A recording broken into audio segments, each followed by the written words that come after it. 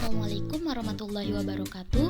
Pada praktikum pembuatan simplisia kali ini dengan tema Make Your Own Herbal Tea, saya akan membuat teh herbal menggunakan bunga telang atau yang memiliki nama latin Clitoria ternatea. Bunga telang merupakan salah satu tanaman yang hampir semua bagiannya memiliki manfaat fungsional bagi tubuh manusia. Bagian kelopak bunganya bermanfaat sebagai antioksidan, anti diabetes, anti obesitas, anti kanker, anti inflamasi, antibiotik, dan dapat melindungi jaringan hati. Berbagai komponen bioaktif pun ditemukan pada bunga telang, baik yang bersifat lipofilik maupun hidrofilik. Di antara komponen bioaktif yang dijumpai ada flavonol glikosida, antosianin yang memberikan warna biru pada bunga telang, kemudian ada flavonol, asam fenolat, senyawa terpenoid dan alkaloid, serta senyawa-senyawa peptida siklik atau siklotida. Rentang manfaat yang luas ini menjadikan bunga telang sebagai salah satu bahan potensial baik untuk pangan fungsional maupun nutrasetika. Bunga telang sangat mudah dijumpai di sekitar kita.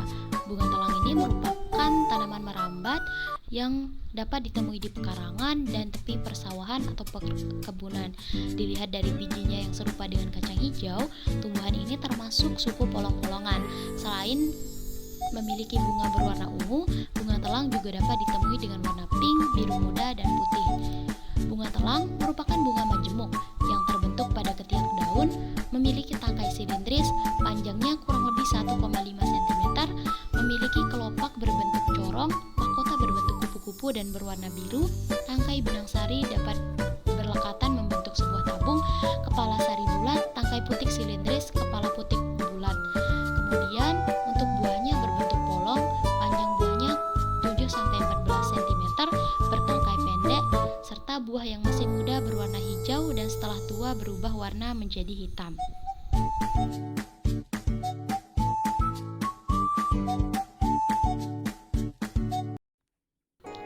Tahap pertama adalah proses pengumpulan bahan baku atau pemetikan tanaman. Tanaman dapat dipetik menggunakan alat bantu seperti gunting, pisau, atau bisa menggunakan tangan secara langsung. Kemudian, waktu panen yang baik dapat mempengaruhi stabilitas kimia dari tanaman. Waktu panen yang baik bisa dilakukan pagi hari atau sore hari. Kemudian untuk proses pemanenan bunga dapat dilakukan saat menjelang penyerbukan, saat bunga masih kuncup, atau saat bunga sudah mulai mekar. Di sini saya memetik bunga yang sudah mekar.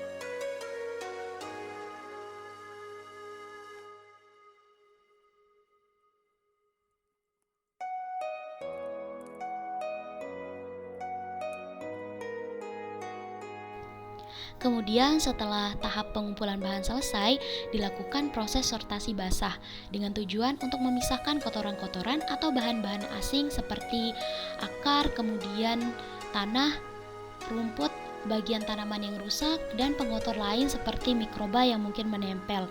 Ini setelah proses sortasi basah selesai.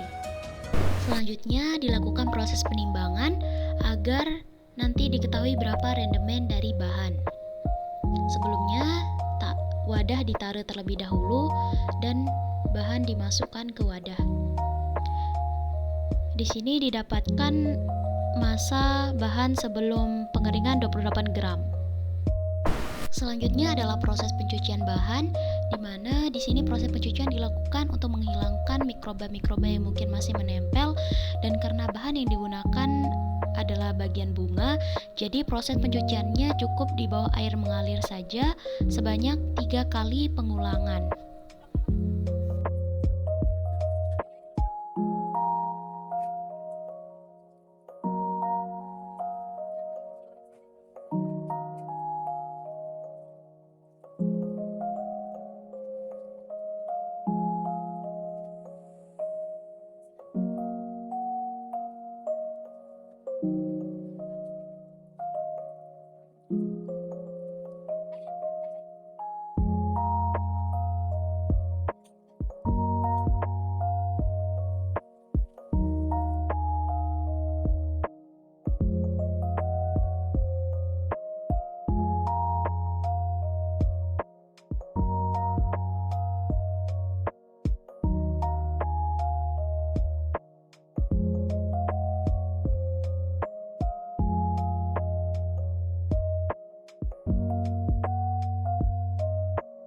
Selanjutnya, proses perajangan atau proses pengecilan bahan baku agar luas permukaannya lebih besar dan memudahkan untuk proses pengeringan.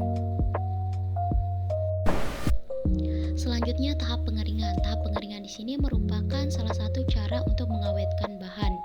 Di sini bunga telang dikeringkan dengan cara diangin-anginkan atau tidak mengenai sinar matahari langsung. Kemudian untuk wadahnya sendiri menggunakan rotan atau bambu sehingga proses pengeringan lebih cepat dan sirkulasi udaranya lebih teratur. Ini setelah 2 hari pengeringan.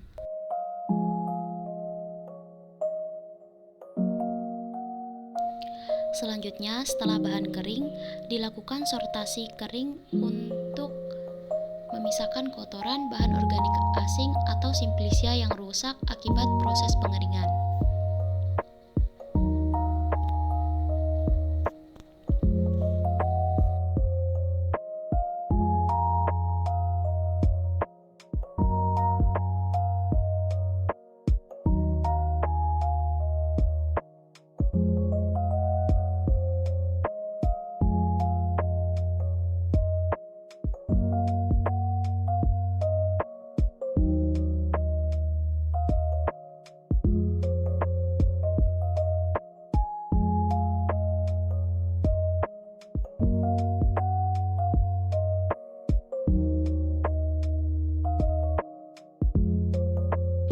Setelah sortasi kering, selanjutnya dilakukan penimbangan agar nanti diketahui berapa rendemen dari simplicia.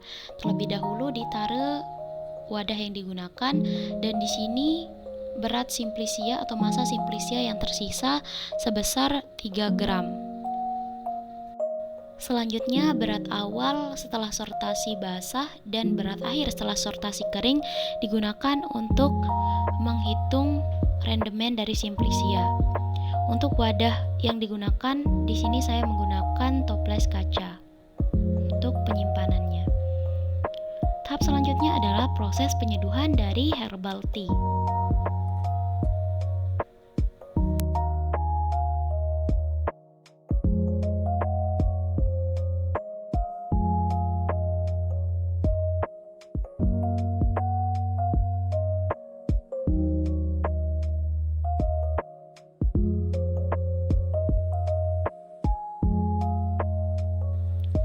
Adanya perubahan warna pada teh bunga telang ini merupakan akibat dari adanya pigmen antosianin, di mana antosianin bersifat polar sehingga mudah larut dalam air dibandingkan dengan dalam pelarut nonpolar.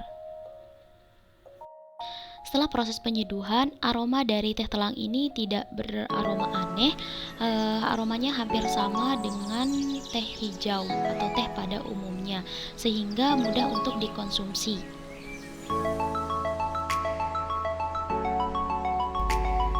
Selanjutnya dilakukan perhitungan rendemen.